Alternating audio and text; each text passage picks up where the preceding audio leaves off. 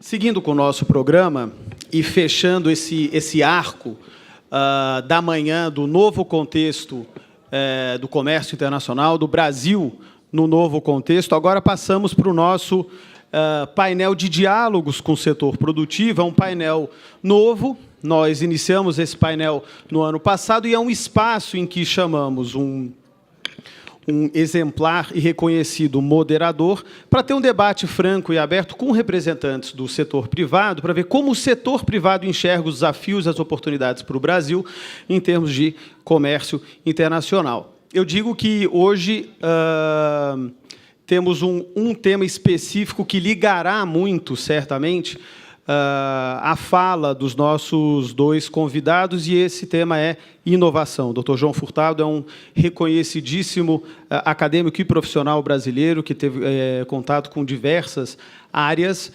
sempre com foco muito grande em inovação. Dr. Daniel Godinho, conhecido rigorosamente de todos que estão aqui hoje, secretário de Comércio Exterior, hoje está na WEG, empresa reconhecida por sua liderança pela inovação aqui no Brasil. E é com muita honra e um grande agradecimento que convido o professor e diretor do BRIC Lab da Columbia University, Dr. Marcos Troijo, para fornecer um contexto, um pano de fundo para a nossa discussão e, então, seguir com a sua moderação. Seguiremos com o horário previsto desse painel, 1h15, reduziremos o horário de almoço para voltar ao nosso cronograma.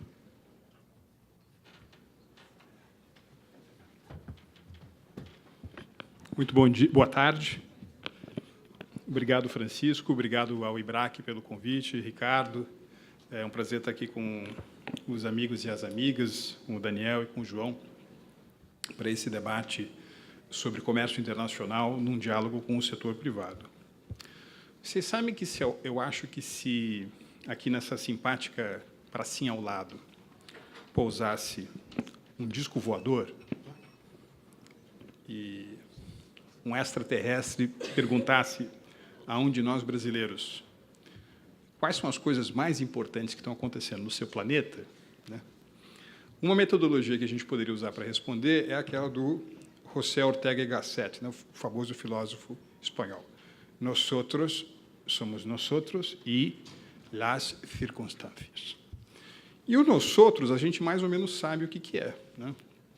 Nós temos um desafio político, nós temos um desafio de economia política e nós temos um desafio de política econômica, né? Temos a questão do ajuste, temos a questão da conversão do modelo de economia política brasileiro e temos isso tudo, como disse o professor Primo Braga num texto para o UOL há mais ou menos um ano, numa atualização da famosa frase do James Carville, né, a economia é estúpido, o professor Primo Braga falava, é a política estúpido, esse, digamos assim, reposicionamento da nossa lição de casa para as coisas que nós mesmos temos que resolver.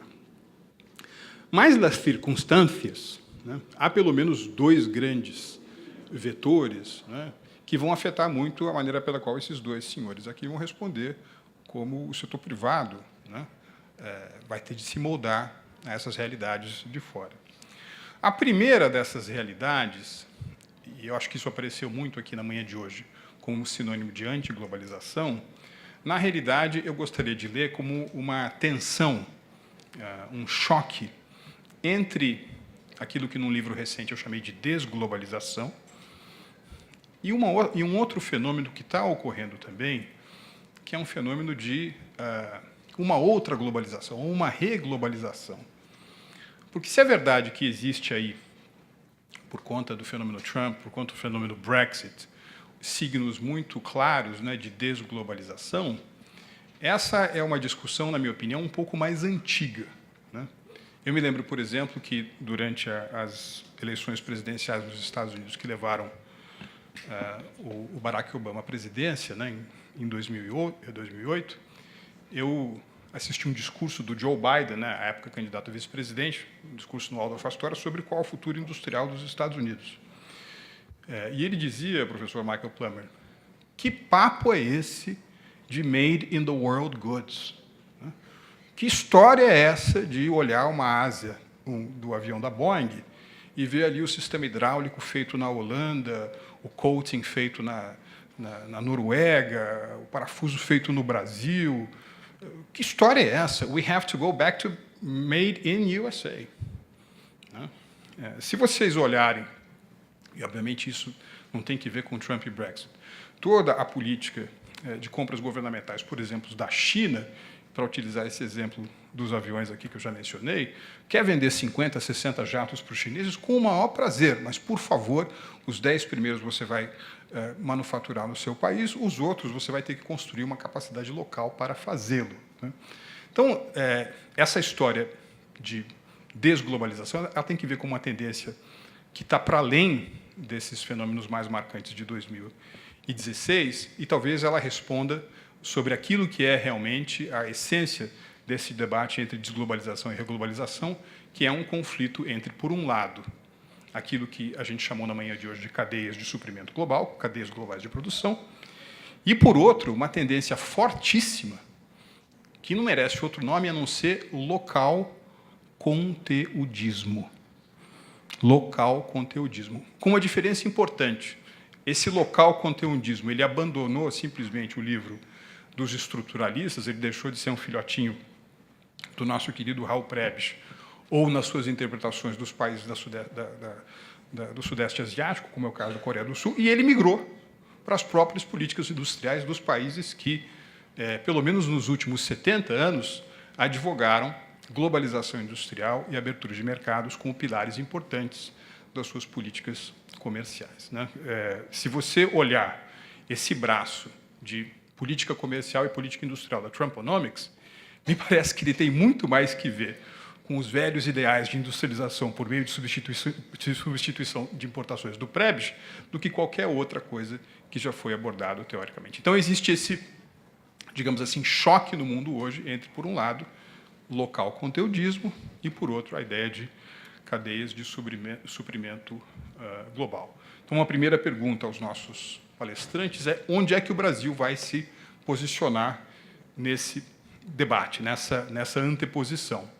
Porque, num certo sentido, durante esse período de 2016, nós, aparentemente, fizemos uma aposta no local conteudismo.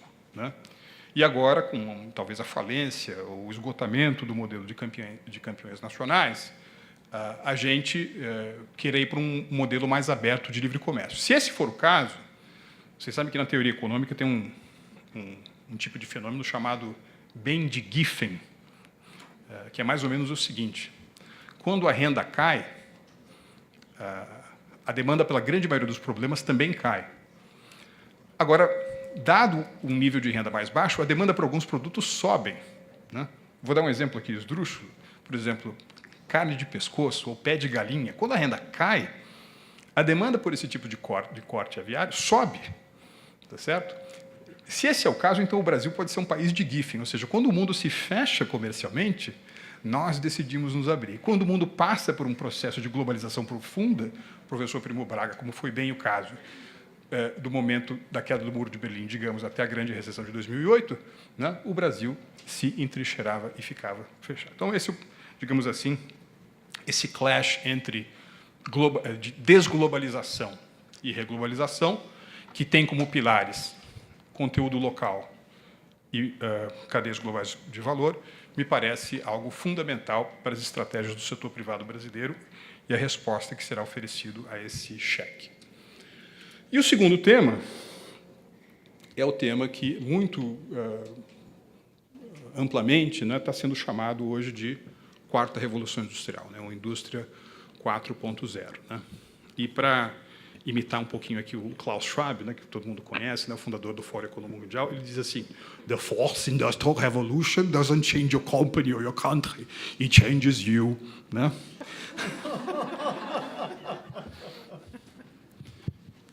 E me parece que o grande desafio para o setor privado brasileiro ou de qualquer outro país é que, nesse âmbito da quarta revolução industrial, claro que tem todas essas coisas intensivas de tecnologia, né, computação em nuvem, biotecnologia, nanotecnologia, inteligência artificial, tecnologias cognitivas, tem tudo isso, mas naquilo que é talvez o elemento mais de economia política dessa tendência, nós estamos vivendo uma era de talento reverso. Da mesma forma que nos anos 80 a gente falava em engenharia reversa, Hoje, nós estamos vivendo uma era de talento reverso, em que as tradicionais noções de vantagens comparativas, né, que o nosso querido Ricardo nos legou, estão sendo implodidas. Né? A empresa... Todos aqui lemos o nosso Rajon Chang, né? Mas você sabe que a empresa Samsung... Né? Aliás, deixa eu testar o conhecimento de coreano de vocês. O que quer dizer Samsung? 3 estrelas. Né? Sabe por quê? Porque essa empresa hoje, em que é muito difícil um de nós não ter um eletrodoméstico dela, ou um aparelho de telefonia celular, etc., ela teve 3 vocações iniciais. Ela trabalhava em 3 setores em que a Coreia do Sul tinha vantagem comparativa e em que a lógica dos livros de administração de empresa poderiam convidar ela para se aprofundar mais naqueles nichos dos seus core business. E essas 3 áreas eram,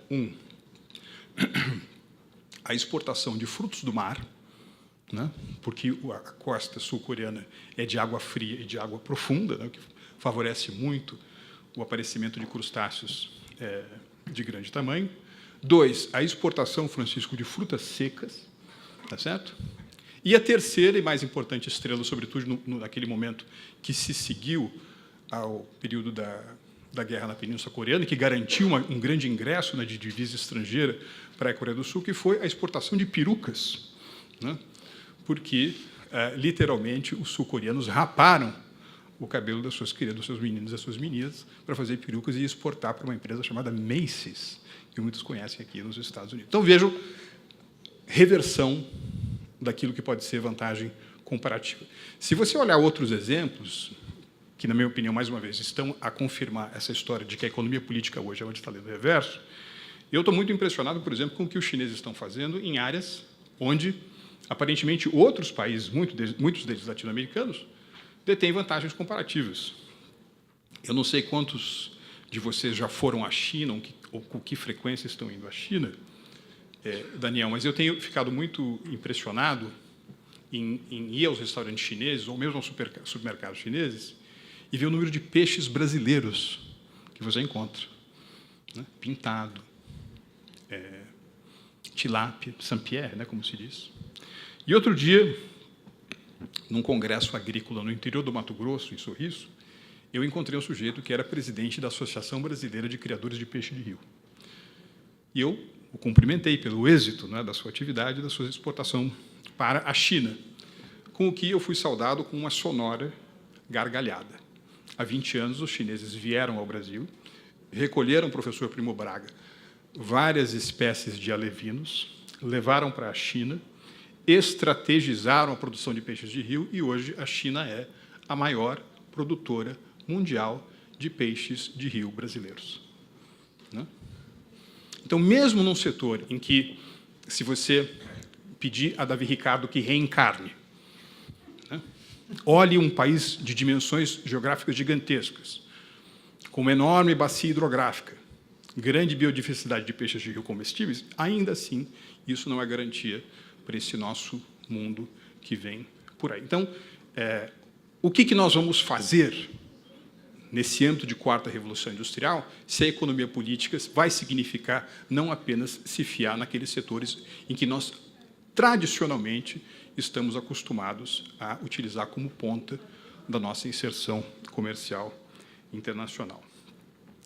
Eu vou um pouco parar por aqui e, mais tarde, no debate, retomamos essas questões. Mas, no limite, Daniel e João, o que fazer no setor privado brasileiro nesse cabo de guerra entre desglobalização e reglobalização, que, no limite, é um embate entre local conteudismo e cadeias de suprimento, cadeias globais de valor, e, em segundo lugar, o que o Brasil vai fazer, né, com esse advento da 4ª Revolução Industrial. Muito obrigado.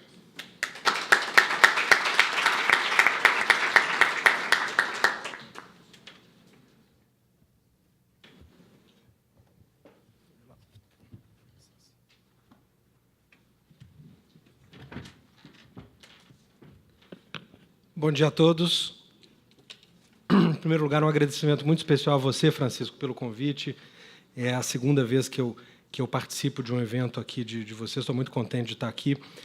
Pela primeira vez com o meu novo chapéu, representante do setor privado, que me traz também muito muito orgulho e ser o representante do setor privado por uma empresa tão competitiva, uma empresa global como é a WEG. Queria só rapidamente dizer aos colegas de mesa que é um prazer compartilhar essa manhã de trabalhos com vocês, o Marcos e o João, e queria, então, contextualizar aqui a minha breve fala. No primeiro painel, nós tratamos, então, do atual contexto do comércio internacional. O segundo painel, o Brasil nesse contexto. E aqui o que, humildemente, nós vamos tentar fazer é falar um pouquinho do Brasil nesse contexto, sob a perspectiva, sob a ótica do setor privado e, particularmente, no meu caso, sob a ótica da WEG. E eu vou tentar, ao fazer isso, responder as suas perguntas, Marcos. Em primeiro lugar, eu tenho que falar um pouquinho de quem é a WEG. Nós somos uma empresa que temos unidades fabris em 12 países. Nós estamos na China, na Índia, na África do Sul, na Alemanha, na Áustria, Portugal, Espanha, Estados Unidos, México e Argentina, com fábricas. Nós temos filiais em outros 21 países, nós temos distribuidores em 85 países, e, com isso tudo, nós exportamos para 135 mercados. E aqui o que eu estou fazendo não é um jabá da minha empresa, não, tá, gente? Eu estou dizendo isso para simplesmente dizer que a WEG é uma empresa internacionalizada, uma empresa global e uma empresa muito competitiva, uma empresa que começou o seu processo de internacionalização nos anos 70 e hoje tem 56% das suas receitas advindas do exterior, das nossas exportações, das nossas operações fora do país. Então, eu estou dizendo isso tudo simplesmente para dizer que há oportunidades, que é possível que a indústria brasileira se insira no contexto global, se insira de forma competitiva, que faça parte desse mundo, que participe das cadeias globais, e nada melhor que um exemplo para mostrar isso. Isso não aqui eu não estou falando de algo, enfim, num discurso de governo, que eu, por anos e anos, pude praticar. Aqui eu estou contando para vocês da prática de realidade de uma empresa de tecnologia brasileira, de uma empresa da indústria de transformação do Brasil, que está hoje no mundo. Mas eu queria também misturar um pouco do meu depoimento aqui, como alguém que militou anos no setor público, como alguém que, como vocês todos, é um convertido do comércio, acredita no comércio, acredita nas cadeias globais de valor, seja o que...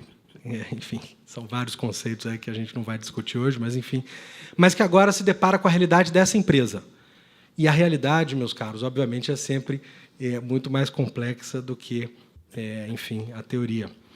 E eu começo a, talvez, embananar aqui um pouco da nossa cabeça ao compartilhar com vocês uma realidade que poucos conhecem, que a WEG, que é essa empresa que está no mundo inteiro, que é uma empresa global, ela é, ao mesmo tempo, uma empresa extremamente verticalizada.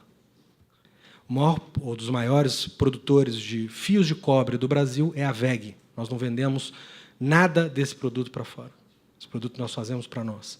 Nós temos uma unidade de tintas na WEG, é uma das unidades de negócio. Nós começamos a fazer tinta para as nossas embarcações, para as nossas tecnologias, para as nossas soluções de negócio. E, obviamente, isso se tornou também um negócio, e hoje nós, obviamente, não fornecemos tinta apenas para os nossos produtos, mas também para o mercado. Então, isso é algo que me chamou muito a atenção, e algo um pouco, digamos, não muito trivial de se entender, à luz de tudo isso que nós discutimos das cadeias globais de valor, onde você, obviamente, ao importar mais insumos, ao participar mais das cadeias globais, especialmente de produtos intermediários, você se torna mais competitivo e chega numa empresa que desenvolveu, ao longo dos últimos 40 anos, uma rede de fornecedores, uma cadeia de fornecedores local, extremamente competitiva, no estado de Santa Catarina, principalmente.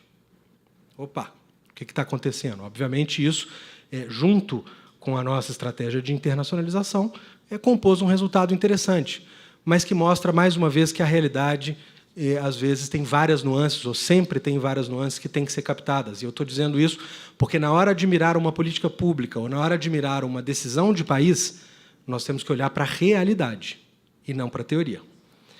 E eu quero falar também sobre realidade, que a WEG se tornou essa empresa global e competitiva num ambiente, num contexto muito desfavorável. Eu não vou aqui chorar as pitangas, como ouvi anos, todo mundo chorando, de forma muito justificada, diga de passagem, sobre o custo do Brasil. Mas, quer dizer, nós temos um ambiente totalmente anti-exportador no Brasil. Nós sabemos disso. Eu dizia isso antes do meu chapéu de governo. E todo mundo que me conhece sabe que eu dizia isso. Nós temos um sistema tributário anti-exportador, nós temos logística deficitária, nós temos aquilo tudo. Eu não vou, de novo, aqui enumerar essas coisas para chorar pitangas. Mas por que eu estou dizendo isso também? Porque, na verdade, o que nós temos é uma equação de competitividade. É uma equação que tem diversos fatores, e não apenas um deles. É inocente pensar, não é realista pensar, que se você pensar apenas um tema, por mais importante que ele possa ser, que ele vá colocar o Brasil, ele vai preparar o Brasil, ele vai automaticamente resolver todos os nossos problemas e nos colocar no mundo. Isso não vai acontecer. E aí eu começo a dar alguns exemplos que eu acho muito relevantes. Facilitação de comércio. Minha predecessora, minha amiga Tatiana Prazeres, ex-secretária de Comércio Exterior, que está aqui, vai falar muito à tarde sobre acordo de facilitação, outros temas modernos. Esse é um tema fundamental, esse é um tema que só ajuda enfim, a força com que o Brasil encarou esse tema no setor privado e no setor público, tem consequências práticas, reais e concretas e positivas dentro das empresas brasileiras. E eu fiquei muito feliz de entrar na WEG e me deparar com cálculos feitos pelos colegas de economia, de pessoal, enfim, tudo quanto é tipo de economia que vocês possam imaginar. Então, esse é um tema obviamente positivo, obviamente importante, e eu fico muito feliz de ver que esse tema ocupou o centro do debate comercial no Brasil. Então, vamos atacar essa frente, é óbvio, vamos aprofundar o trabalho de facilitação. Acordos comerciais. Acordos comerciais podem ser importantes para a competitividade do Brasil, para nos inserir nesse mundo? É óbvio que podem. É óbvio que podem. Esses acordos nos colocarão cada vez mais no mundo, se eles forem acordos que abrirem mercados efetivamente para as exportações brasileiras e se forem acordos equilibrados, distribuídos para dentro da nossa cadeia, equilibrando algumas distorções que nós sabemos que existem.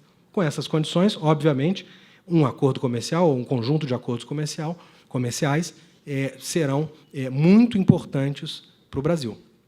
Mas, de novo, não é o tema mágico, não é o tema que automaticamente resolve todas as mazelas. Isso não existe. E depois, certamente, acho que a gente pode deixar isso para o debate, acho que a abertura comercial, então, se nenhum tema resolve, acho que a abertura unilateral, como estão dizendo, algumas pessoas acreditam, acho que ela está ainda mais distante da realidade por vários e vários fatores que a gente pode explorar depois. Então, meu recado aqui, nós realmente não vamos, com um tema, resolver todos os problemas, nós precisamos de uma agenda. E uma agenda significa algo amplo, um conjunto de iniciativas, um conjunto de políticas, e uma agenda da previsibilidade. Sem previsibilidade, nós não conseguimos calibrar a nossa inserção. Nós vamos avançar nos acordos comerciais? Fantástico. E como é que vai ficar a estrutura tributária? Entendendo que o imposto de importação, o tributo, é apenas uma parte de toda uma cadeia, e não, mais uma vez, a solução mágica. Como é que nós vamos adaptar no mundo que vem de abertura comercial, que, obviamente, mexe com a estrutura das nossas cadeias para dentro, sem saber como é que vai ficar o resto da composição da equação tributária dentro do país? Precisamos olhar para isso. A agenda tem que ser criada, e essa agenda tem que ter todos esses pontos. Tem que tratar de acordos, sim, tem que tratar de facilitação, sim, tem que tratar de reforma tributária, principalmente, tem que tratar de logística, sim, e nós precisamos apresentar isso em conjunto. E, obviamente, aplaudir aqui as reformas que vêm sendo conduzidas pelo governo atual, a reforma trabalhista, a reforma previdenciária, todos nós engajados, torcendo para que essas agendas se concretizem e aplaudindo a coragem do governo. E, pensando nessa agenda, para fechar a minha participação, tem um elemento que não costuma fazer parte dessas discussões de comércio, mas que eu acho que ele é absolutamente central, especialmente diante de um mundo em transformação, de um fenômeno da quarta revolução industrial, chame como quiser, robótica, enfim, impressora 3D, inteligência artificial, tudo isso que parece longe, mas nós sabemos que está do lado. Cada vez está mais próximo. E o tema que linka o nosso presente com esse futuro cada vez mais próximo é esse tema que tem que fazer parte da agenda como um tema central, e esse tema é a inovação. Se nós não tivermos um ambiente favorável à inovação e políticas públicas de incentivo e de apoio à inovação, nós vamos, mais uma vez, perder o bonde da história. Nós podemos mexer na abertura comercial, nós podemos mexer na logística, nós podemos fazer a reforma tributária, mas vai estar faltando um pedacinho fundamental. E aí eu me permito também falar mais um pouquinho da minha empresa. A WEG, para que vocês tenham ideia, 55% da nossa receita vem de produtos desenvolvidos, produtos que entraram no mercado nos últimos 5 anos.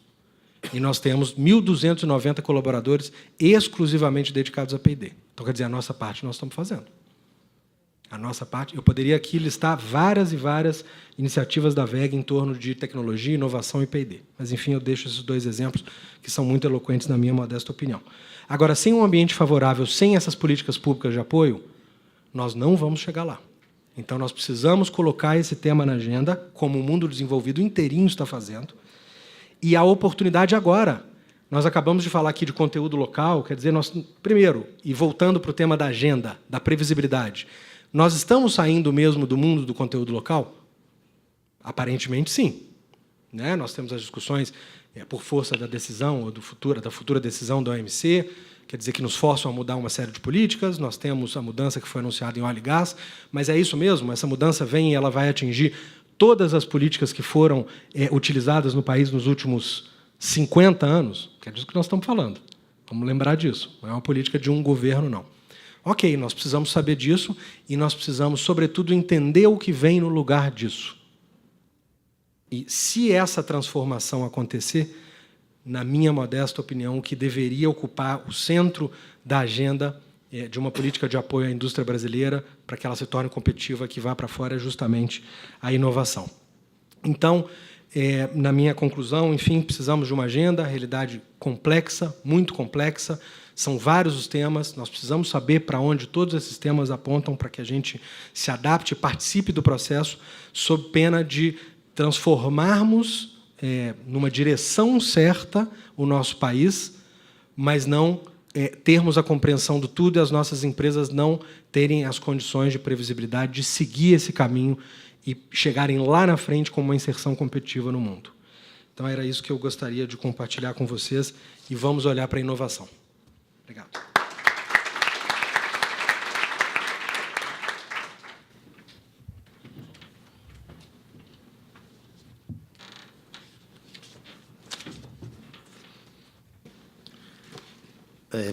Bom dia a todos.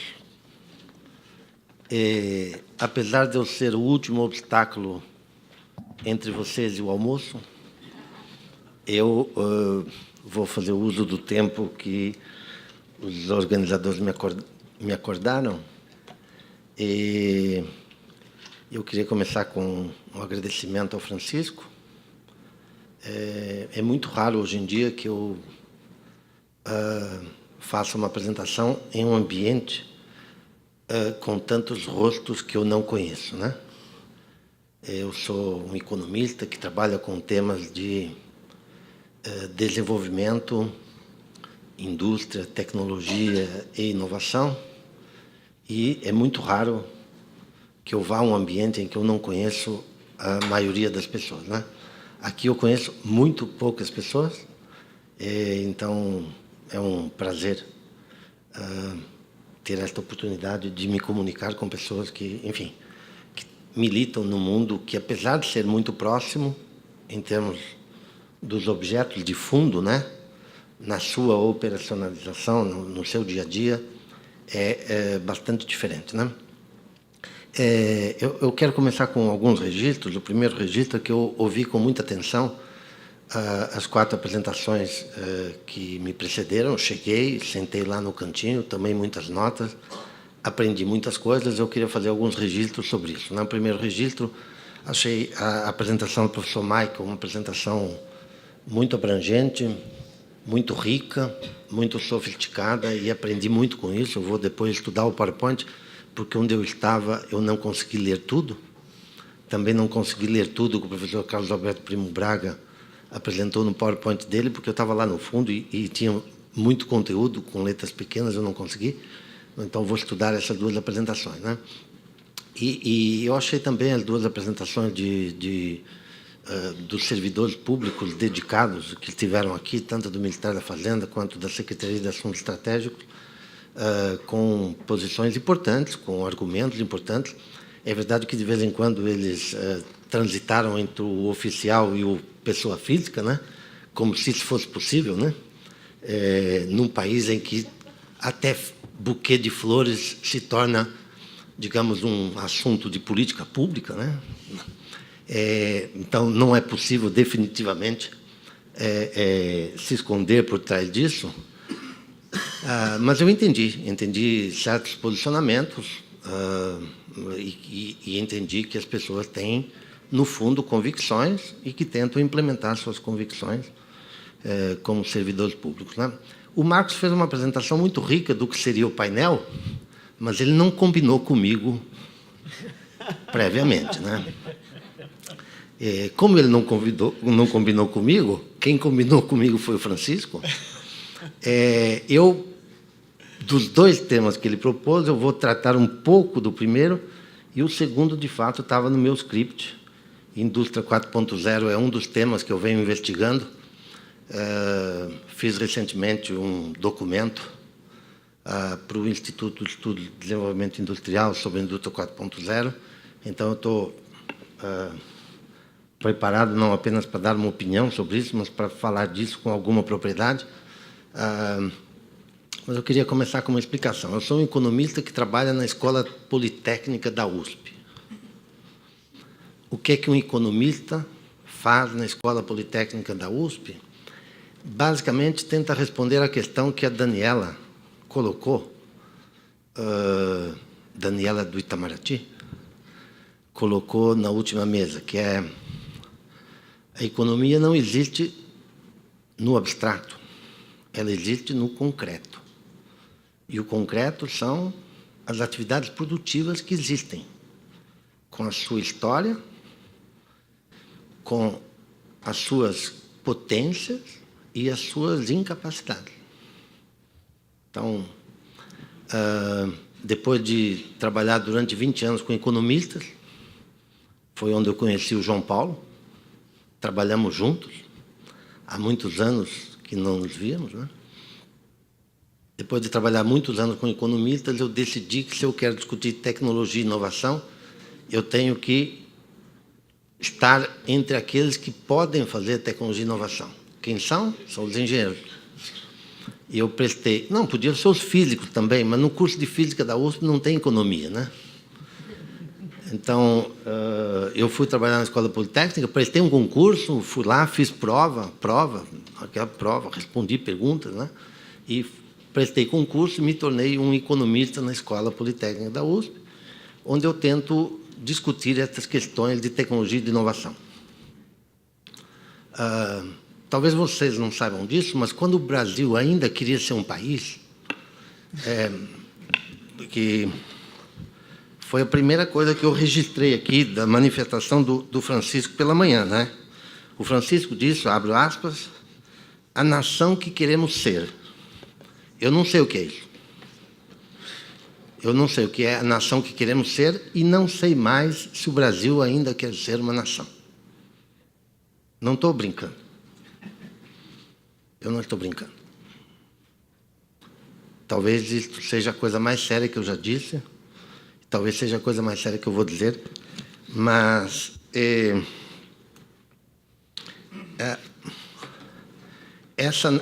essa nação que nós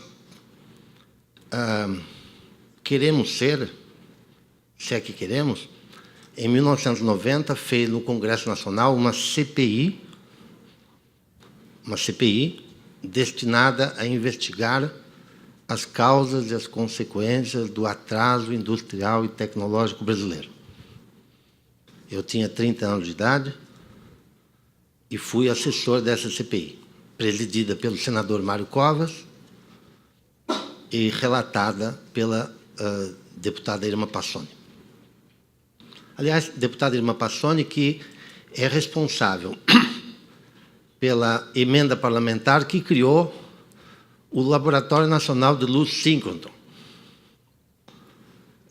Uma das grandes facilidades da ciência brasileira, uma facility, um laboratório de alta tecnologia, um dos poucos que existe ao sul do Equador, e ela é responsável pela aprovação da emenda parlamentar que criou esse laboratório, e acho que é um sinal dos tempos e ajuda a responder a pergunta do Daniel sobre a importância da inovação da tecnologia no Brasil.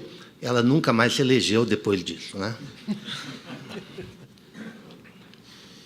Você está rindo? mas ela era deputada há 4 legislaturas. Ela era deputada há 4 legislaturas. E a última coisa que ela fez foi a aprovação dessa emenda parlamentar. E vocês conseguem lembrar de algum deputado no Brasil que se elegeu com base na agenda da tecnologia e da inovação? Você consegue lembrar de algum? Difícil, né? Difícil. Então,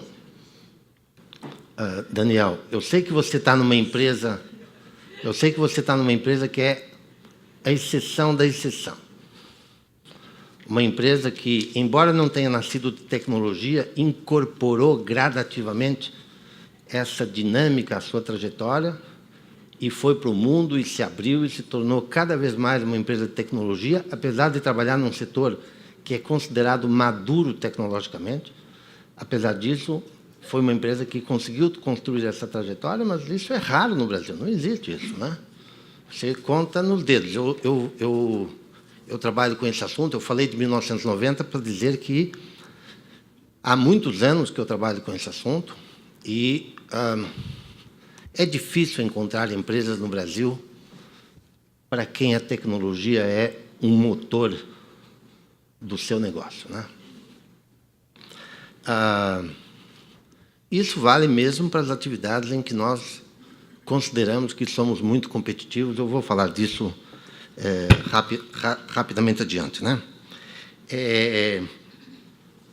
Eu vou falar de 3 ou 4 coisas aqui. Quando eu me lembrei que a última vez que eu tinha assistido uma apresentação do então professor da USP, Carlos Alberto Primo Braga, foi uma apresentação aqui, salvo engano, na Fundap, no final dos anos 80, sobre temas que têm que ver com o futuro do Brasil, desenvolvimento, indústria, comércio e tal. Na época, o debate não era muito diferente do que é hoje. Já se passaram muitos anos. Você perdeu cabelos, eu ganhei barba grisalha, e os termos do debate não são muito diferentes. O que é diferente, e esse é o aspecto importante que eu quero ressaltar, é que nossa capacidade de enfrentar as escolhas que você mencionou na tua apresentação, essa capacidade se reduziu. O mundo andou e nós nos atrasamos. E se no final dos anos 80 ainda estávamos discutindo se o Brasil ia ou não ia participar ativamente daquilo que hoje pode se chamar a terceira revolução industrial, hoje a pergunta do Marcos é sobre se vamos participar da quarta revolução industrial e como, e a minha principal conclusão é de que a nossa grande dificuldade Perdão, vou refazer a frase porque eu errei.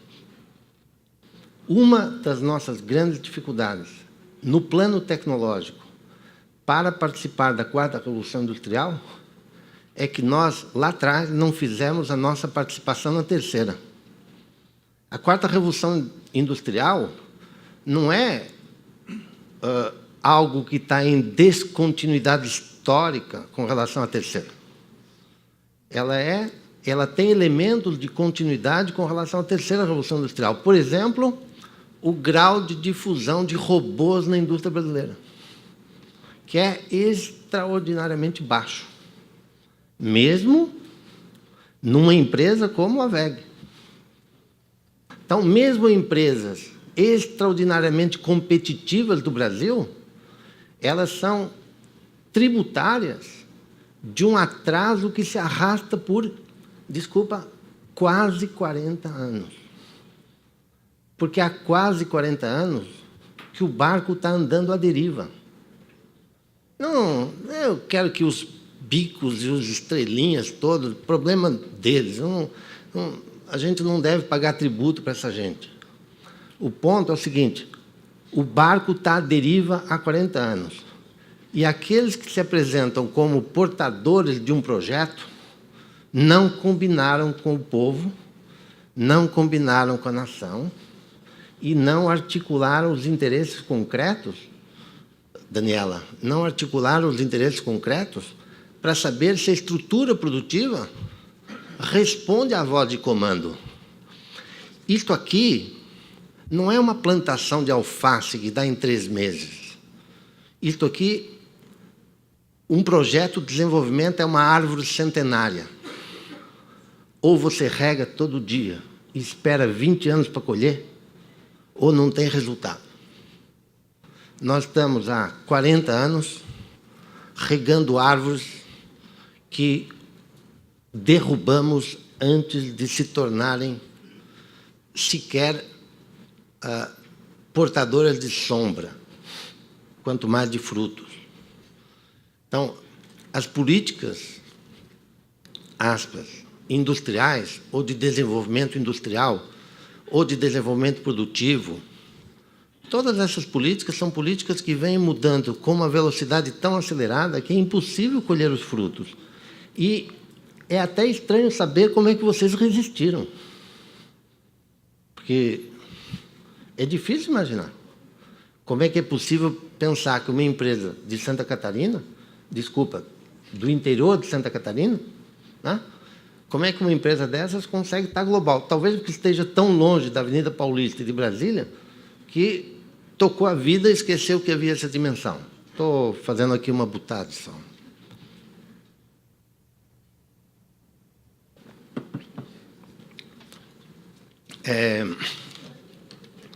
Em vários aspectos, o debate em 1990 era melhor do que o debate de hoje.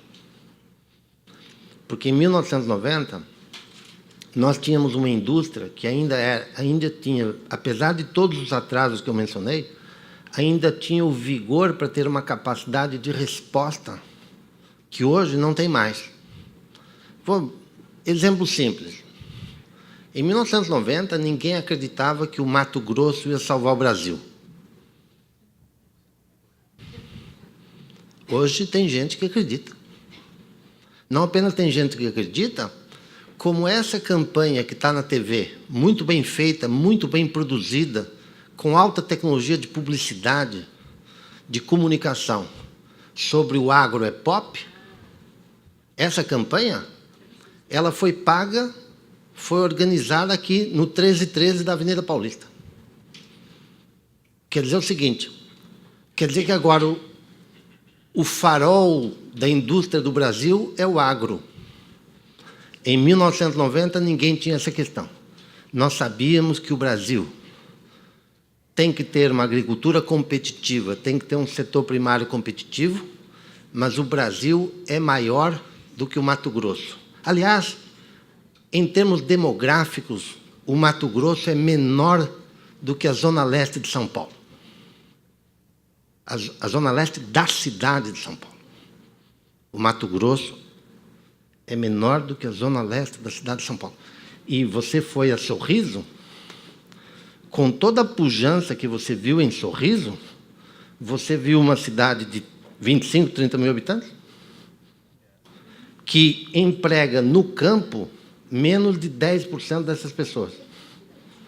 E com a indústria 4.0 e a agricultura 4.0 vai empregar menos ainda. Então,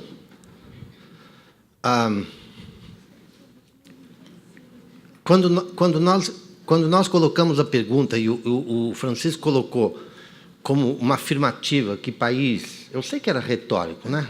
Eu sei que você sabe que existem muitas visões de país. Eu sei que todos nós temos visões diferentes. Mas, em 1990, nós tínhamos mais clareza sobre o que queríamos ser. Tínhamos acabado de aprovar uma Constituição que hoje, como resultado do nosso fracasso econômico, nós dizemos que o país não cabe na Constituição de 88. Mas, em 88, cabia. O que foi que aconteceu? Aconteceu que pioramos como nação. Pioramos como país, somos mais pobres do que éramos em 88, apesar de indicadores que parecem ao contrário. Em 88, nós aprovamos uma Constituição generosa que, 4 ou 5 anos depois, o presidente Clinton designou sua mulher, Hillary, para tentar fazer com o sistema de saúde americano algo que nós tínhamos feito anos antes, e nós demos cobertura universal para a saúde, para todos os brasileiros. Ah, mas tem gente que morre. É diferente morrer dentro do hospital do que morrer do lado de fora porque não pôde entrar. É diferente. A Constituição nos deu isso. Em 88, ou em 90, no debate que eu estou lembrando, que o Carlos Alberto participou aqui na Fundap, nós ainda tínhamos esperança de participar, de alguma forma, do desenvolvimento industrial articulado à terceira revolução industrial, e hoje ele passou e é uma economia capenga e uma indústria muito mais frágil como um sistema industrial que está se perguntando se vai participar da quarta. Como se nós não fizermos tarefas da terceira e algumas da segunda foram jogadas pela janela? Algumas da segunda... Vocês acham que eu estou exagerando? Quantas fábricas de alumínio no Brasil estão fechadas? O que elas eram? Eram da terceira ou da quarta? Não, eram da segunda. E estão fechadas por nossa incapacidade, que já tivemos e deixamos de ter, de produzir energia competitiva. Isso é da quarta? Isso é da terceira? Não, isso é da segunda. Nós perdemos capacidades competitivas da segunda revolução industrial e estamos discutindo as nossas condições para entrar na quarta. Não existe possibilidade para o desenvolvimento brasileiro. Eu estou gostando muito, sabe por quê? Porque o Francisco tinha me dito que isso aqui era um lugar de debate e até agora não tinha visto nada. Todo mundo concordando com tudo. E agora eu estou vendo gente reagindo assim.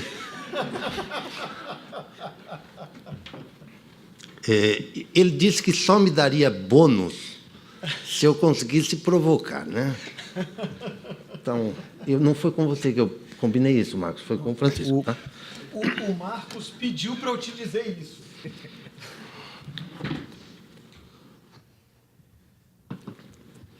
Vocês estão muito incomodados, eu vou passar para o próximo estágio. Que não é de voltar atrás, é de provocar um pouco mais, né? Nossos amigos que ainda acreditam que o Brasil poderá ser salvo pelo Mato Grosso, eu estou usando Mato Grosso como figura simbólica, certo? Mato Grosso é, em termos territoriais, 4 vezes o estado de São Paulo, em termos demográficos, menos de 1/10. Portanto, em termos de densidade demográfica, ele é 1/40, menos de 1/40 de São Paulo, né? Então, nossos amigos que acreditam que a agricultura brasileira, ou que o setor primário, de uma maneira geral, é capaz de oferecer ao século XXI brasileiro aquilo que o desenvolvimento industrial do século XX nos ofereceu, pelo menos até 1980, estou registrando, por exemplo, a estatística que você deu de 1950 a 80, mas a gente podia botar mais 20 anos, entre 30 e 50, e a estatística ficaria ainda mais válida, a estatística do crescimento industrial, né? Para aqueles que acreditam que a agricultura brasileira é uma potência que pode carregar o Brasil nas costas, eu vou passar para a próxima provocação para dizer que a agricultura brasileira é hoje uma máquina enferrujada. Eu sei que vocês vão ficar chocados, né?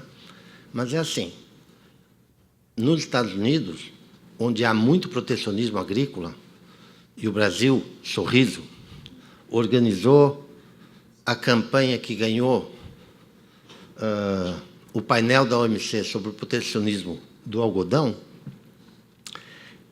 Nos Estados Unidos, o bicudo foi erradicado. No Brasil, o agricultor de Mato Grosso, onde está concentrado algo como 85% da produção de algodão do Brasil, o agricultor faz 25 aplicações. 25 aplicações. Nossos amigos da BASF, evidentemente, gostam muito disso, porque 25 aplicações de veneno contra o algodão, e eu posso generalizar, posso ir para outras culturas, né? Evidentemente, é um negócio, né? Mas são 25 aplicações. Ah, mas é o algodão. Não. Lagartas. Helicoverpa, a última que infestou. Ou então os nematóides, que, neste caso, são muito mais graves do que, digamos, as doenças do algodão, da soja e do milho. Ferrugem da soja. No pacote tecnológico que os nossos amigos do Sul, sobretudo do Rio Grande do Sul e do Paraná, levaram para o Centro-Oeste, você fazia 3 ou 4 aplicações. Hoje faz 12 aplicações. Está difícil ver uma potência agrícola. Está difícil ver. Ah, mas exportamos muito. Ok, vamos lá. O mundo produz 1 bilhão de toneladas de milho. Qual é a participação brasileira? 8%. Segunda cultura, de importância mundial, arroz. O Brasil é importador líquido de uma cultura que frequenta, tenho certeza absoluta. Você vai servir o almoço? Sim. Então, vai estar no almoço arroz, uma parte dele é importado. O Brasil é importador líquido de arroz. Terceira cultura, trigo. O Brasil é um grande importador líquido. A primeira cultura em que o Brasil tem importância econômica expressiva no mundo é a soja, 30%, mas a soja não é sequer um alimento. Pelo menos não é classificado como um grão alimentício, ele é um alimento de animais. A China é tão grande que a demanda chinesa por soja ajudou a construir a prosperidade do Centro-Oeste. Mas achar que os 4 milhões de pessoas do Mato Grosso são os 5 milhões do Brasil é uma confusão difícil de aceitar, né? Por que eu estou dizendo isso? Porque nós estamos nos escondendo, o futuro do Brasil atrás de um setor que já é vítima das fragilidades industriais brasileiras. Por que ele é vítima das fragilidades? Porque o pacote tecnológico que foi desenvolvido para clima temperado e que foi adaptado para o Brasil, ele é incapaz de sustentar uma agricultura de pujança mundial. Por que eu faço 25 aplicações do bicudo? Porque eu não fui capaz de erradicar a doença. Esse pacote tecnológico funciona bem em clima temperado, em que o inverno faz uma função profilática excelente. No Brasil, eu faço 2 safras. Eu construo uma ponte verde entre a primeira safra e a segunda safra, alimento em abundância que faz as pragas. Mas o recuo da função pública do extensionismo fez com que a função principal de extensionista fosse monopolizada pelo vendedor da solução. Vocês, advogados, conhecem a expressão conflito de interesse, né? É claro que tem um problema aqui. A Embrapa. O Brasil descobriu a Embrapa tardiamente e, aparentemente, vai descobrir ainda mais tardiamente que a Embrapa do sonho já foi. Você está rindo? É dramático. Daniela, você está rindo, mas é assim, de nervoso. Mas pensa o seguinte, 90% do território agrícola brasileiro é ocupado por 4 culturas. A Embrapa não tem participação sequer de 10% em nenhuma delas. A solução tecnológica da Embrapa, sementes, mudas, o que você quiser, não tem sequer participação de 10% em nenhuma delas. 90%, mais de 90%, às vezes a quase totalidade, é de empresas cujo pacote tecnológico foi desenvolvido para outras regiões e que tem más condições de adaptação no Brasil. A prova disso, os custos crescentes da agricultura brasileira. Os preços chineses disfarçam. Ok. Os peixes precisam comer. Comem farelo de soja. Ok. Então, enquanto esta demanda ajudar a sustentar os preços, esconde a pressão de custos. Mas por quanto tempo isso vai acontecer? Eu tenho mais 1 minuto e meio, e eu vou dedicar esse 1 minuto e meio a uma má notícia, uma notícia muito boa. Prometo que é boa. A notícia ruim é que, apesar da gente achar que o crescimento chinês se fez com divisão internacional do trabalho e com crescente compra de commodities, sobretudo alimentos, do mundo inteiro, o Marco já trouxe uma notícia, eu complemento a notícia dele. Entre 1979, quando começa o impulso chinês, e 2012, foi com a estatística, até 2012 que eu fiz a conta, a autossuficiência de alimentos da China é de 98,2%. O espaço para as importações é 1,8%. Então, cresceram industrialmente e nem por isso deixaram de cuidar da autossuficiência alimentar. Seriam loucos se fizessem. Certo? Bom, então essa era a notícia ruim. Notícia ruim para nós, porque não vai dar, né? A notícia boa é que, como o Brasil vem se mostrando há tanto tempo incapaz de criar fontes reais de competitividade, exceto pelas exceções de sempre, os advogados de contencioso continuarão tendo muitos empregos. Eu terminei exatamente quando o cartaz me disse que o tempo estava esgotado. Muito obrigado a todos.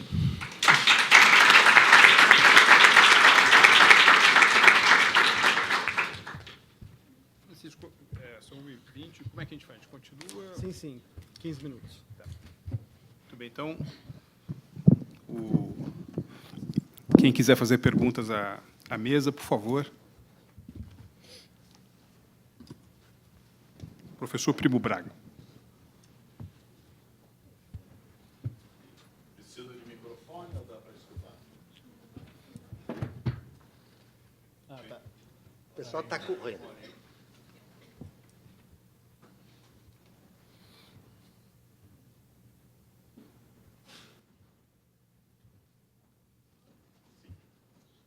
Obrigado. Bem, em primeiro lugar, quero agradecer ao João Furtado. Eu, juntamente com o meu cabelo, a minha memória também se foi. Quer dizer, eu não me lembro absolutamente nada dessa reunião, mas eu concordo que, vamos dizer, o debate tem muitas similitudes com o debate que existia tanto no governo como na área acadêmica, lá nos anos 80. E concordo também que, infelizmente, né, o mundo andou e a gente andou menos. Não quer dizer que não tenhamos andado, mas talvez tenhamos andado na direção errada em várias áreas. Mas uma coisa que eu gostaria de perguntar, uma é para o Daniel e outra para você, João. Primeiro, com relação aí ao pacote tecnológico, e eu concordo com você, essa é uma área, e o ponto que o Daniel fez também, que, sem dúvida nenhuma, muito mais atenção à inovação é necessária, mas, de novo, isso depende, não tem um silver bullet, depende de muitas coisas.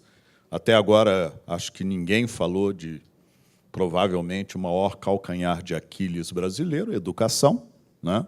Quer dizer, com os níveis de capital humano que nós temos, isso continua a ser um problema sério. O que não quer dizer que a gente não possa ter exceções, né?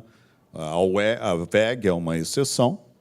Como o ecossistema local conseguiu prevalecer e thrive com todos os problemas brasileiros, realmente é um estudo de caso que várias universidades já fizeram sobre a WEG, inclusive o IMD, onde eu era professor.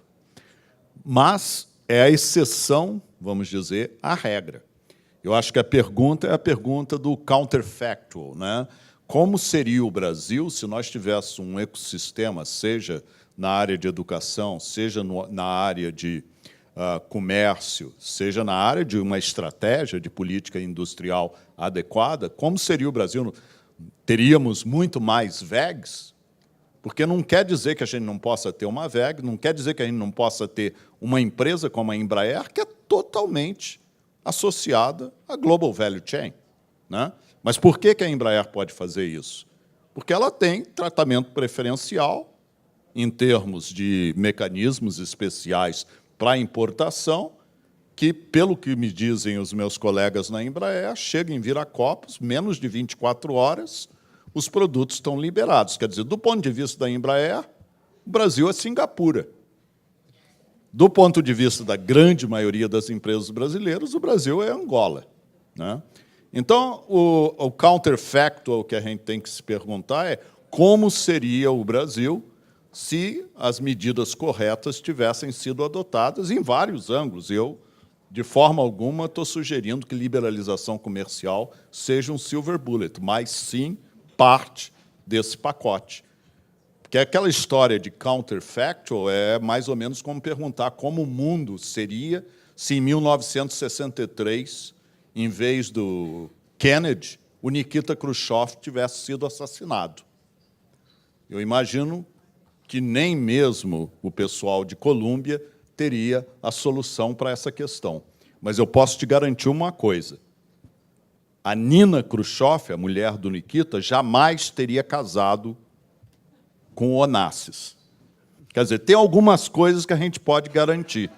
E uma das coisas que eu posso garantir é que certamente seria um país diferente se a gente não tivesse feito os erros que fizemos nos últimos 20 anos. Francisco, vamos tomar mais duas perguntas, depois eu passo para a mesa já para fazer uma rodada final. Mais duas perguntas dos amigos aqui. Obrigada. Tem uma lá atrás, por favor.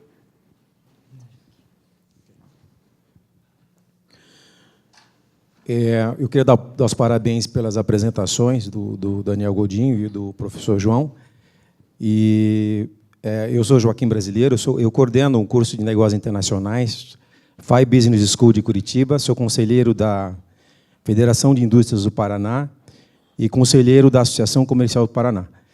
Então, inicialmente, eu acho que a gente tem que ter o olhar que não foi colocado até agora, mas acho que a gente pode comentar, que, além da inovação, cabe também aos empresários, e aí eu gostaria de focar as pequenas e médias empresas, que têm uma participação, conforme dados do MEDIC, em torno de 6% das exportações brasileiras. E é a força empregadora do nosso país. Então, está faltando ainda políticas públicas que nós tivemos em um passado recente, que se chamava, por exemplo, o Projeto Primeira Exportação, que envolvia os estados, envolvia a Secretaria de Indústria e as academias. Nós fizemos isso lá no Paraná, junto com o MEDIC, né? Então, aí, o empreendedorismo além da inovação, né? Os diferenciais que nós temos que olhar no campo microeconômico, nós estamos falando agora de administração de empresas. Os diferenciais competitivos relacionados ao marketing, o marketing internacional, o planejamento estratégico, mudança dos produtos, né? E nesse contexto, na minha instituição, onde eu coordeno o curso, que é um dos 3 únicos do Brasil com essa denominação, Negócios Internacionais, nós temos a WEG como um dos estudos de casos com outras empresas bastante importantes, como a Embraer, como a BR Foods, como a Gastern, como a Tramontina, Gerdau e outras empresas, né? estudando e pesquisando de que forma essas empresas elas produziram resultados ao longo de 15, 20 anos. Então, não há aqui segredo, o coelho da cartola. Existe empreendedorismo, suor e muito trabalho em busca dos mercados. O trabalho que a Apex faz, por exemplo, né, a Agência de Promoção e Investimentos em Exportações, é excelente, mas é uma etapa final de um planejamento estratégico chamado processo de internacionalização. Aqui nós temos que ter um olhar microeconômico. Então, nós não temos no nosso país, nesse momento, políticas públicas para empreender junto às pequenas e médias empresas. Nós temos fatores qualitativos que mostram que as pequenas e médias empresas... Tem uma pergunta, só para a gente Tenho. adiantar. Eu queria ressaltar com relação à VEG e fazer um contraponto da palavra do professor João, que quando ele disse, por exemplo, que as exportações brasileiras de agronegócio, e principalmente de soja e milho, são baixas, isso está relacionado à falta de competitividade que nós não temos no sistema logístico. Se nós compararmos o Brasil com os Estados Unidos, e nós estamos comparando o país, vamos dizer, de dimensões geográficas semelhantes, o nosso custo logístico é 30% acima dos Estados Unidos, porque nós não temos uma infraestrutura logística eficaz que faça com que os modais de transportes possam ser eficientes. Nós não temos rodovias, não temos portos, não temos aeroportos. Se nós compararmos com os Estados Unidos novamente, eles têm tudo isso. Então, nós somos muito competitivos no agronegócio da porteira para dentro, falando assim entre aspas.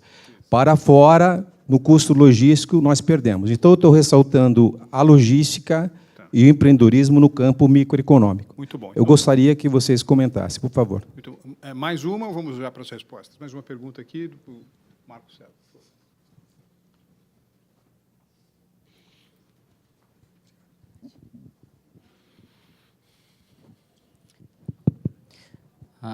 Boa tarde, sou Marco Fonseca, do Departamento de Defesa Comercial do MIDIC. A minha pergunta aí vai para o professor João Furtado. Professor, há algum tempo, meu parco conhecimento, eu sou engenheiro, sou advogado, não sou economista, mas eu tenho lido na imprensa a respeito dessa pujança da China. E me chamou a atenção, há algum tempo que eu li, a respeito justamente desse salto e dessa árvore centenária que o senhor citou, da política industrial, que são abandonadas antes que sejam amadurecidas. E foi com uma certa estranheza que eu li, dizendo que isso estava muito relacionado à democracia.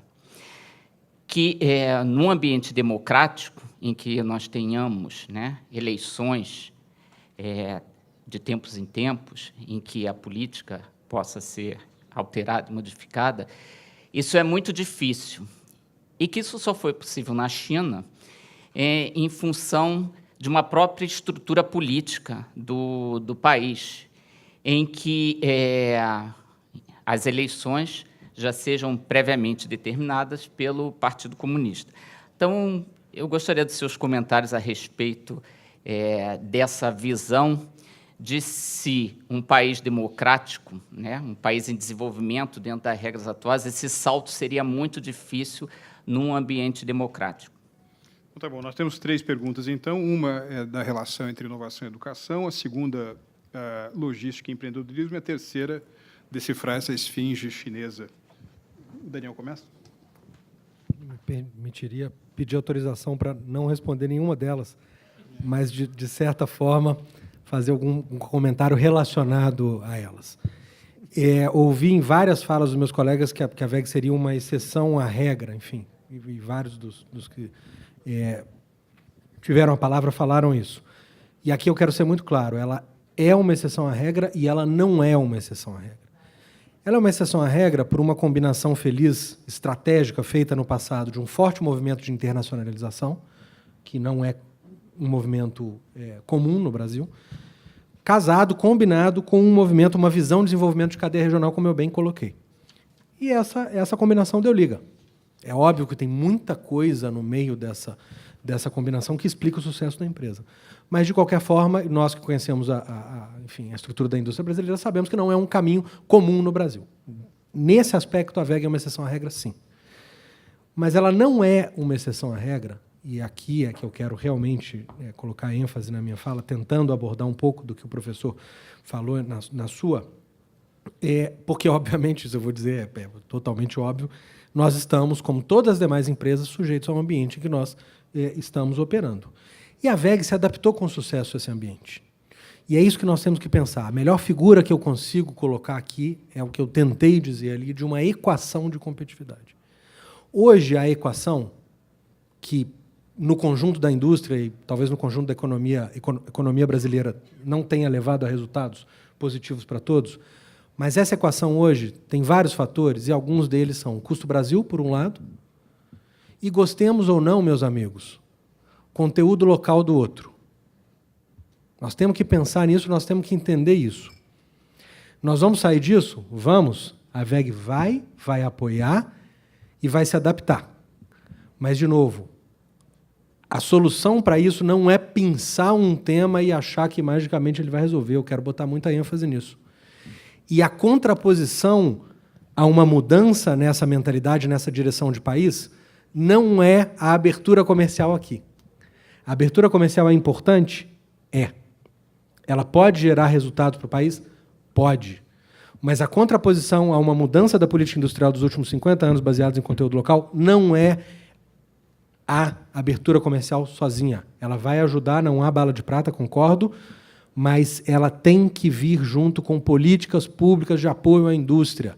E aí vamos calibrar em políticas que sejam mais inteligentes, políticas que apontem para o futuro e, de novo, políticas ligadas à área de inovação, P&D e tecnologia. É aqui que a gente tem que fazer. E aqui a WEG não será exceção à regra. Porque, se nós não fizermos isso, nós estamos condenando o futuro da indústria brasileira inteira e da WEG junto. Não tem solução para a porta de dentro, se fala muito disso, eu sou competitivo da porta. Não tem solução da porta de dentro que segure o ambiente. O professor foi muito feliz quando abriu a fala, a sua apresentação, citando a fala do professor, do filósofo que ele mencionou. Então, nós precisamos reequilibrar essa equação, nós precisamos olhar para os dois lados dela e não seremos exceção à regra. Se nós não olharmos para a inovação, nós teremos muito problema. Obrigado. Sr. João.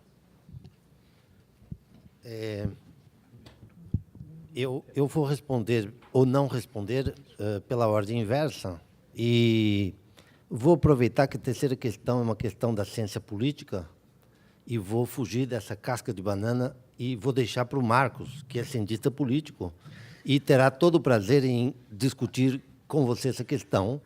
Eu sou só um economista, tudo que eu posso dizer é que estou muito contente de votar a cada 2 ou cada 4 anos, embora não esteja muito satisfeito com os depositários do meu voto, né? Mas, então, eu não vou responder a sua pergunta, vou deixar o Marcos. O Marcos é uma pessoa super preparada para isso, cientista político, eu olhei o currículo dele. Está bem? Claro. Então, eu estou devolvendo as 2 perguntas que ele fez para mim no começo, sem combinar, né? A segunda questão é a questão da porteira, né? Nós estamos ouvindo há 20 anos que da porteira para dentro tudo vai bem e que o problema é da porteira para fora. Desculpa, a gente esquece. Está errado. Dentro da porteira há problemas enormes, a produtividade dentro da porteira não está crescendo e fora da... Perdão. E os custos dentro da porteira vêm aumentando. Eu acabei de falar do número de aplicações de venenos, de agroquímicos. Eu não gosto da palavra agrotóxico, acho que é uma palavra ofensiva. Acho que os produtos químicos, apesar de estar na lei, chamado de agrotóxico, é errado, porque os automóveis matam pessoas e nem por isso eu os chamo de máquinas mortíferas ou de máquinas assassinas. É um efeito derivado da ação principal. Então, é um agroquímico que, impropriamente utilizado, e ele está sendo impropriamente utilizado porque ele vem perdendo eficácia, porque o pacote vem perdendo eficácia. Então, eu não acredito nessa balela de que dentro da porteira está tudo bem, é só construir estrada e porto e está tudo resolvido. Não é verdade. A infraestrutura logística vem melhorando, é só vocês verem o que aconteceu no Porto de Santos nos últimos 2, 3 anos. Não está tudo resolvido, não está tudo resolvido, mas melhorou muito e dentro da porteira vem piorando. Agora vamos à questão primeira que foi colocada pelo o Carlos Alberto Primo Braga, eu tenho que fazer uma confissão. Eu inventei aquele seminário só para te deixar perplexo. Ficção. Não, existiu mesmo. Eu juro. Você pode até ver, tem anais desse seminário do qual você participou. Bom, assim, eu participo de uma atividade na Confederação Nacional da Indústria que é promovida pela Diretoria de Inovação e essa Diretoria de Inovação produz um livro a cada 2 anos sobre casos de inovação no Brasil. Vai ser apresentado neste mês no Congresso Brasileiro de Inovação da Indústria, né? São 22 casos. A Embraco já fez, perdão, a VEG já fez parte. Outra empresa de Santa Catarina, a Embraco, fará parte do livro que vai ser lançado este ano, já está na gráfica, está sendo editado. Exceções, há muitas. E nenhuma empresa brasileira deixou de fazer inovação porque a educação é uma porcaria. Não é uma barreira. É um condicionante da economia, de uma maneira geral, e, como tal, é um obstáculo terrível para o desenvolvimento brasileiro. Mas, atenção, a ideia, a frase de que a educação é importante é mais uma das muitas hipocrisias brasileiras. A educação no Brasil não é importante, de verdade. Ninguém acredita nisso. Todos nós dizemos isso, mas não praticamos isso. Para a educação ser importante, a primeira das qualidades é humildade, é aprender, é ouvir o outro, é estar disposto a mudar para absorver uma coisa nova. Todo mundo aqui tem idade suficiente para ter filhos. Eu não conheço mesmo. Sou professor universitário há 32 anos. Eu não conheço nenhum caso de disputa entre um estudante e uma escola em que a família tenha ficado do lado da escola e tenha dito ao menino: você está errado e você vai sofrer as consequências do teu erro. A família fica do lado do estudante errado contra a educação. Agora, faz o segundo teste para mostrar como, no Brasil, nós não acreditamos nisso, de verdade, não acreditamos, faz parte da nossa alma profunda. E se a gente não for capaz de rever isso, a gente vai ficar na rabeira do mundo o resto do tempo. Sai agora aqui na rua e pergunta para um transeunte qualquer o nome de uma rua inventada. Eu faço esse teste em todas as cidades brasileiras onde eu vou. Pergunte o nome de uma rua inventada. Qual é a resposta que você esperaria? Você não conseguirá essa resposta. A pessoa dirá: já ouvi falar, onde será que é e tal, mas ele não te dirá não sei. A postura do não sei é fundamental para o aprender. O brasileiro não diz não sei. Espero não ter estragado o almoço de ninguém. Obrigado. Um minuto sobre China? Não. Essa é uma pergunta excelente. Você sabe que muita gente acha que, com a expansão continuada e longa já da economia chinesa, isso, em algum momento, levaria a uma demanda por menos oxigênio democrático rarefeito, como é naquela sociedade. Mas a minha impressão é que os chineses não têm muita paciência, não têm muita tolerância, porque eles acham que são as imperfeições e as ineficiências da democracia, né? Aliás, eu não sei se é o fato da China ser uma ditadura ou aquilo que uma não democracia que garantiu essa escalada impressionante do PIB chinês nesses últimos 39, 40 anos, né? Porque, por exemplo, a China também era uma ditadura da Revolução Maoísta, até quando Deng Xiaoping diz que não importa a cor do gato, desde que ele pegue o rato. O país não estava indo a lugar nenhum. Ele não é um país que, do ponto de vista político, se tornou mais democrático de 78 para cá. É uma coisa diferente. É o fato que os chineses conseguiram aproveitar uma janela de oportunidade que se abriu no cenário mundial, fizeram isso muito bem, como estão fazendo agora novamente. Enfim, numa encarnação que eu tive no Itamaraty, em 92, eu lembro de ter feito um estudo sobre o montante que Brasil e China destinavam, por exemplo, à pesquisa e desenvolvimento, né? O Brasil, em 92, gastava 1% do seu PIB com ciência, tecnologia e inovação.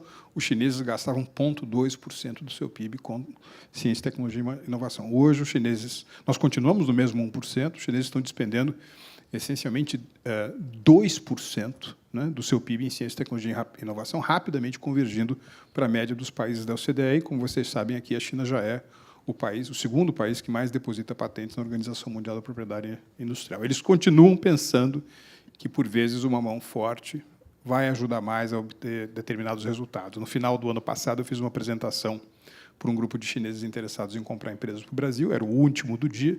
Depois foi oferecido um coquetel numa piscina, no alto de um prédio belíssimo, na praia de Ipanema. E, naquele final de tarde, os chineses estavam contemplando a orla, não é, de Ipanema e Leblon, viram o Morro Dois Irmãos, viram a favela do Vidigal e disseram para mim o seguinte: escuta, por que vocês não retiram daquele morro essas residências de gente de baixa renda, etc., e constroem ali um projeto imobiliário de alto luxo sustentado numa bandeira como Four Seasons? E aí eu disse para eles: olha, boa ideia. Como é que eu não tinha pensado nisso antes? Obrigado.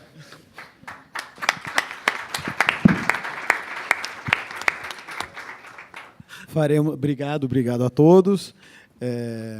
Faremos agora uma pausa para o almoço. Retomaremos pontualmente às 14h30. Então, temos aqui uns bons 50 minutos para o almoço, mais do que o suficientes.